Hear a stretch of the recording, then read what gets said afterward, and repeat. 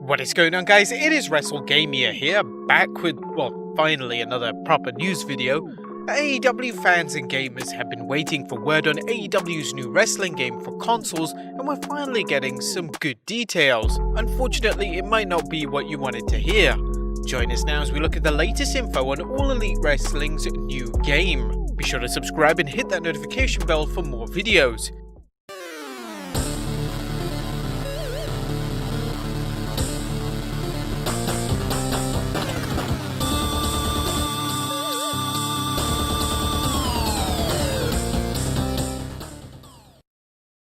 Some fantastic features. AEW Executive Vice President Kenny Omega provided a plethora of particulars concerning what to expect in the upcoming game. The current AEW World Heavyweight Champion is boasting the console game will feature a campaign mode, multiplayer, create a wrestler, and various other unusual modes. His words, not mine. What it won't feature though is the popular General Manager mode, something wrestling fans took a liking to when it was featured in past WWE wrestling games but subsequently cut. Omega made it clear that the game is still under development and that it's still evolving. For example, the number of wrestlers in the game remains uncertain.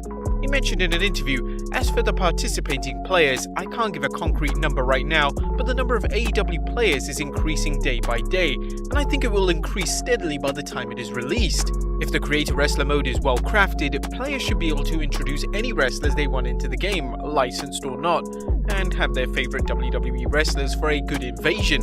What style will the game emulate? One of AEW's strengths as a wrestling promotion has been its blending of traditional wrestling tropes and storylines with contemporary sensibilities. Such seems to be the case with the new game, as Omega says he's looking to emulate highly acclaimed games such as WWE's No Mercy and Virtual Pro Wrestling 2.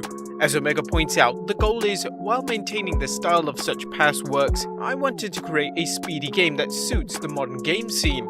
One area Omega intends to focus on is wrestling counters. The New Japan Pro Wrestling icon said that he's trying to find that happy medium where it's possible for players to counter opponents' moves in a smoother fashion, enhancing the gameplay.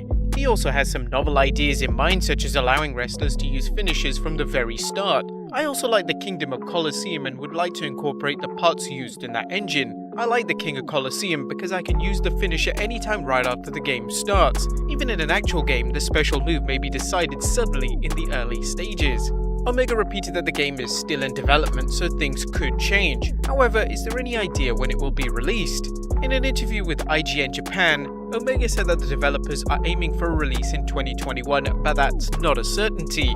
He mentioned, "I don't want to rush into it. I don't want to rush it, so I don't want to make a promise about the release date. I want the release version to be good." While gamers would like AEW's new game in their hands ASAP, rushed releases like WWE 2K20 and Cyberpunk 2077 are a reminder of what happens when a game is released before its bugs are ironed out. AEW can't afford for its first game to be a failure. A disappointing deletion. As previously mentioned, the game won't have a General Manager mode. The GM mode was introduced in WWE SmackDown vs. Raw 2006 and was an instant hit as players enjoyed the ability to book matches, push stars, and see how their plans played out for the WWE Universe. Sadly, the GM mode was discontinued in 2009. Now, whilst AEW has a GM game for mobile devices, players were hoping that the console game would include it. Would you guys have liked to have the GM mode in the console game and not on mobile? Let us know in the comments down below, and I'll see you next time with some more wrestling video game content.